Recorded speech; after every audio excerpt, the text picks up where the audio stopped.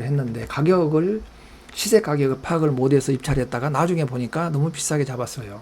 그렇게 되면 이걸 갖다가 미납을 하게 되면 입찰 보증금 10%니까 1억 9,300만 원을 정말 날리는 수가 있잖아요.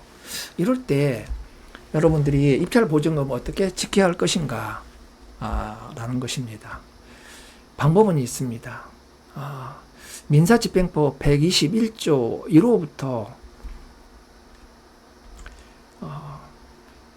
121조예요. 민사집행법 121조 1호부터 7호까지 있습니다. 이거를 잘 활용하시면 내 피 같은 입찰 보증금 뺏기지 않냐고 고스란히 돌려받는 방법이 있습니다.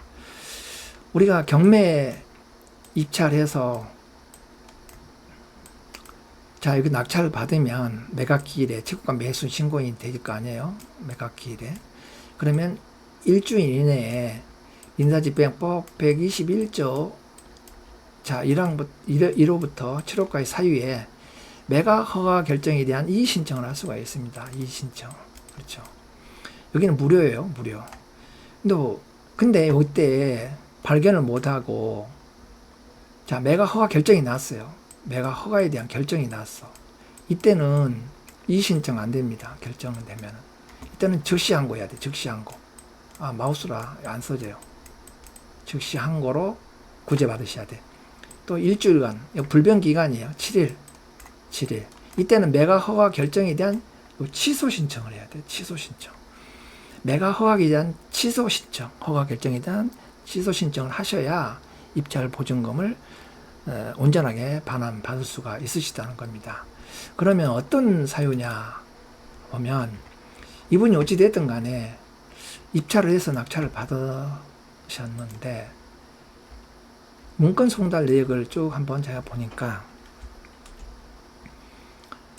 2024년 1월 26일 날 채권가 매수 신고인이 매각 허가 결정 취소 신청서를 제출하고 법원에서 이거를 인용해서 받아들여지니까 2월 27일 날 법원 보강금 환금 신청서를 제출해서 입찰 보증금을 반환받아 갔다는 사실이에요.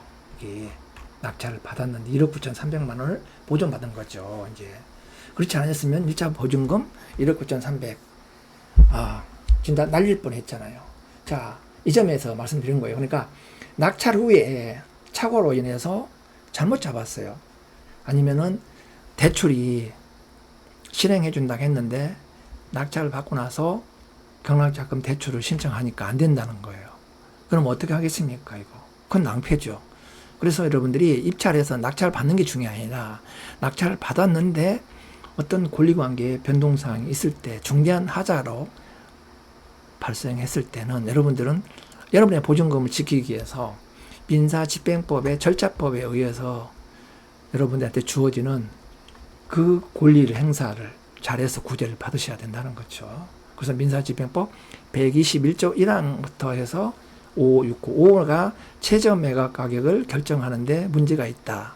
잘못됐다. 감정을 잘못해서 이거는 거의 다 채무자가 많이 하지 않습니까? 자기 재산 낮게 평가했기 때문에 인근하고 비교했을 때 자기의 재산 가치가 낮게 평가했기 때문에 이거 다시 재감해라라고 이의 신청을 해서 받아들여지면 다시 감정평가가 다시 실시해서 진행이 되는 거고, 낙찰 받은 사람이 이의 신청을 한다든가 매각 허가 결정에 대한 취소를 한다든가 할 때는 매각 기입 등기를 하잖아요. 경매 개시 결정 기입 등기하고 압류를 한 다음에 법원에서는 감정인, 그다음에 집행관, 그다음 매각 물건 명세서 3개를 기초로 해가지고 매각 물건 명세서를 작성을 해서 응찰자한테 예비 입찰들한테 매각 내용을 상세하게 기재해서 게시하잖아요. 그래서 뭐 현황조사서라든가 매각 물건 명세서라든가 감정평가사를 토대로 해서 거기에 대한 공부장에 기재된 내용하고 다를 경우에는 여러분들은 권리를 구제받으셔야 된다는 거죠. 근데 이분도 어떤 이유에서 매각 허가 결정에 대한 취소 신청을 해서 다행히 법원으로부터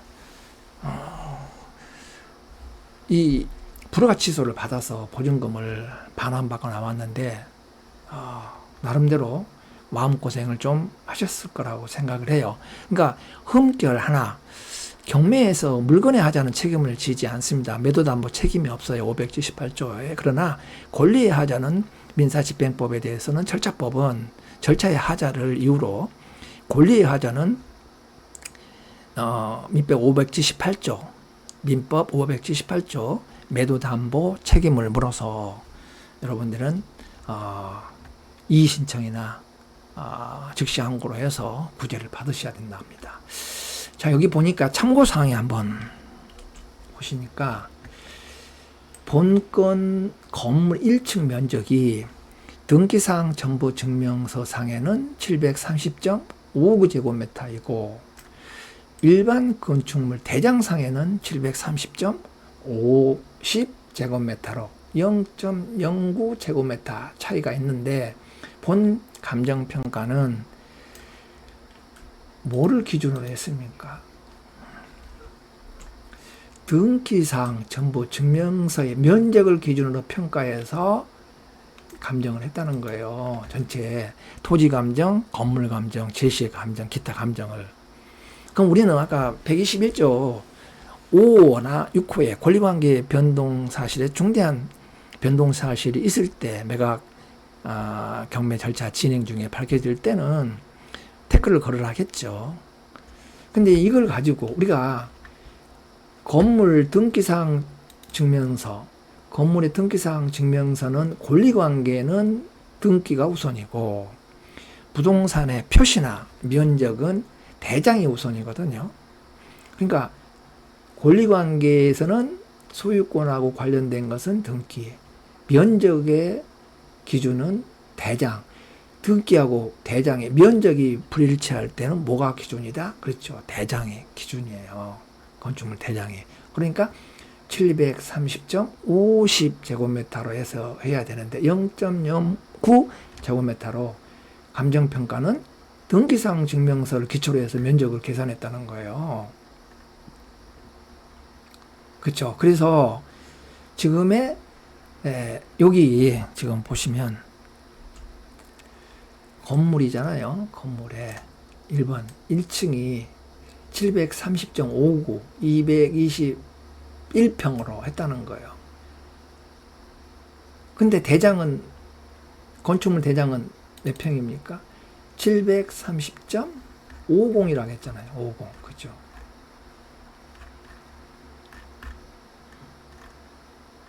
(50) 했잖아요. 0.09제곱미터의 차이가 나니까 제가 봤을 때는 이걸로 해서 태클을 걸어도 법원에서는 이 부분 가지고 불허가를 내줄 수밖에 없지 않았나 이런 생각이 첫 번째 들고요.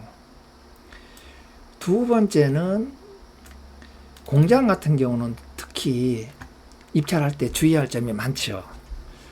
첫 번째는 공장에 산업 폐기물이 있는 공장이 있을 거 아니에요. 그러면 산업 폐기물을 무단으로 방치해서 처리해 버린단 말입니다. 그럼 이걸 나중에 낙찰 받고 나서 잔금 치고 나서 자 여기를 보니까 땅 밑에 지하에다가 이런 산업 폐기물을 무단 방치해서 이걸 처리하려고는 수억 원의 처리 비용이 들어간다는 거죠. 그럼 여러분들 이거 어떻게 하시겠습니까? 참 낭패죠.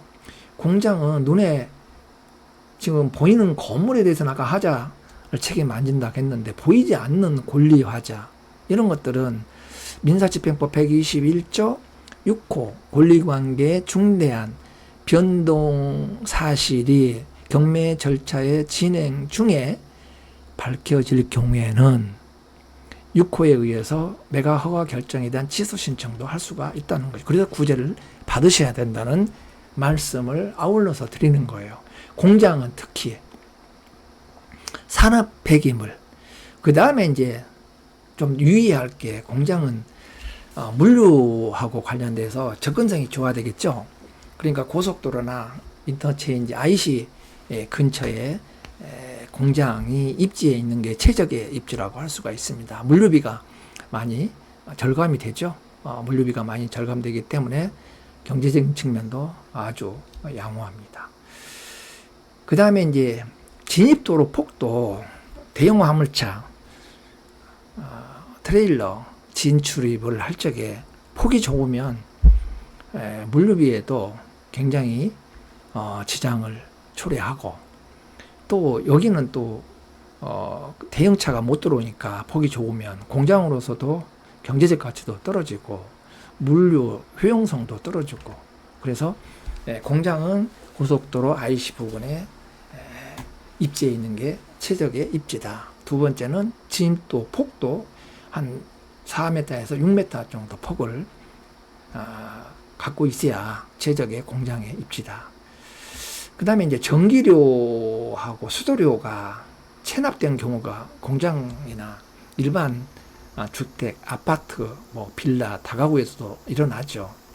그런데 이 전기료 체납권에 대해서, 수도료 체납권에 대해서는 누가 체납된 전기료, 수도료를 납부해야 되는가 하는 점인데, 한전에서는 내부 어떤 규정을 보면 전기 공급 규칙의 규정에 의하면 신수용가가 이제 구수용가가 그 체납한 전기료, 수도료는 신수용가가, 낙찰자가, 매수인이, 특별승계인이 승계한다 하는 내부 규정이 있는데, 대부분 판례에서는 그건 자치적인 내부의 규정일 뿐 일반 국민에 대해서는 구속력이 없다, 효력이 없다, 이렇게 대법원에서는 판결도 났기 때문에 전기료하고 수도료 체납권에 대해서는 매수인이 인수사항이 아니기 때문에 그 점에 대해서는 큰 염려는 안 하셔도 돼요. 또 다른 판례가 있습니다. 사법부 대법원 판례는 이거를 전기료를 미리 예지하고 미납된 금액이 얼마인지를 인지하면서 입찰을 했다 하게 된다면 그 부분만큼은 매수인의 부담으로 한다는 판례가 있겠지만, 우리가 입찰 들어갈 때 전기요금 미납됐는데 여기 고지 안 돼 있잖아요. 표시 안 돼 있잖아요. 그래서 태클을 걸고 민사집행법 121조 6호에 해당이 되기에 이렇게 우리가 태클을 걸 수가 있습니다. 즉 전기료, 수도료는 승계가 안 된다는 판례고, 또 승계될 수도 있다라는 판례가 있는데 원칙은 그렇다, 승계 안 된다 쪽으로 생각하시면 될 것 같아요. 그러나 아까 폐기물 처리 이런 부분에 대해서는 상당히 금액이 크기 때문에 입찰하신 여러분들께서는 각별히 주의를 하셔야 된다는 말씀, 또 당부 말씀을